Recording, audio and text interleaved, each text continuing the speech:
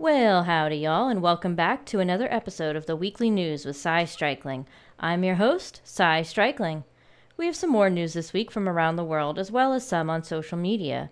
Let's jump right into it and look to Wuhan, China. Wuhan was the epicenter of COVID-19 and has, since the beginning of the spread of the virus, almost all but eradicated it. Wuhan went under a major lockdown where no one was allowed to enter or leave the city, and residents were mostly forced to stay in their homes. Now, with several safety measures in place, the Wuhan Maya Beach water park has started throwing nighttime pool parties with over thousands of people gathering. Let's take a look at a video of one of these pool parties.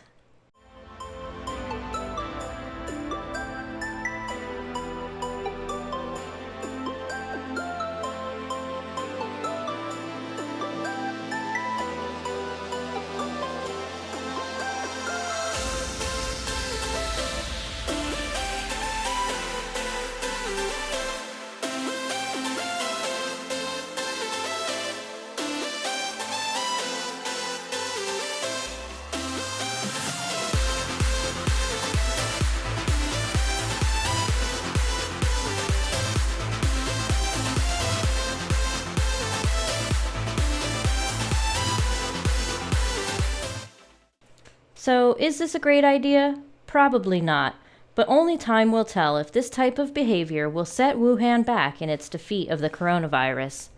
Had the US done a hardcore lockdown like Wuhan has, would we still be in the position that we're in now? Probably not, but there's really no way to tell or go back at this point. Last week we talked about Jacksepticeye and his return to YouTube. I just wanted to give you a brief update on my opinion towards this.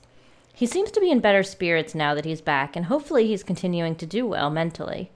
I'm still not 100% convinced that his return to YouTube is really what he wants versus the feeling of being obligated to return, but hopefully in the coming weeks this will be more evident either way. I'm obviously big into gaming as well, and just found out this week that Subnautica and the sequel Subnautica Below Zero are slated to release on the Nintendo Switch in 2021. Let's take a look at the trailer for that.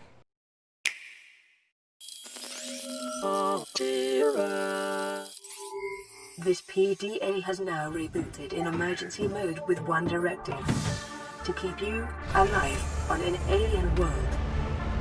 Good luck.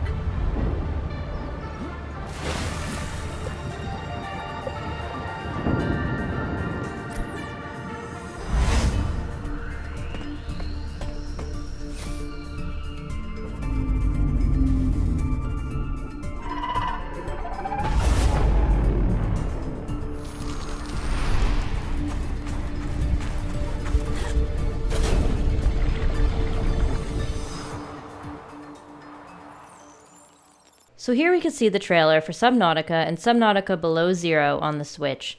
The graphics do look a little different from the PC version, but that's to be expected with most ports of games from PC to Switch.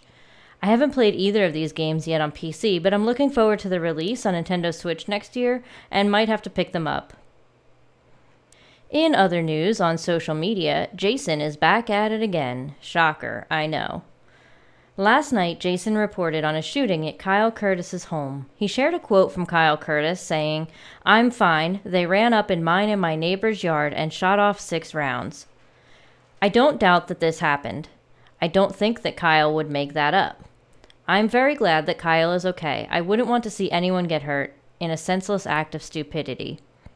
However, that is all the public has heard from Kyle Curtis in regards to the situation as of Tuesday, August 18th. Jason took this information and ran with it, forming a narrative that someone is trying to murder Kyle Curtis. He went on Periscope with the title Attempted Murder and discussed his conjecture, all the while passing it off as facts. Without knowing more information about the situation from Kyle, this is a far cry from attempted murder.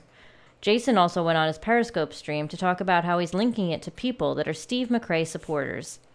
If this isn't true, Jason making these kind of accusations is very serious and is considered libel, so he really should be more careful about his use of words.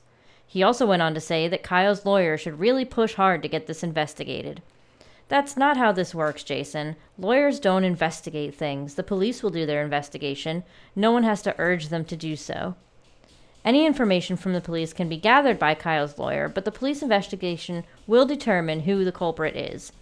You really need to get all the facts of a story before you report on it, Jason, because we all know if it turns out that this is in no way whatsoever connected to Steve McRae, you won't put out a correction.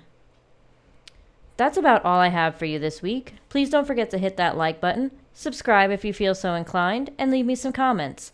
If you have any questions or suggestions for news stories for next week's episode, feel free to email me at SciStrikeling@SciStrikeling.net.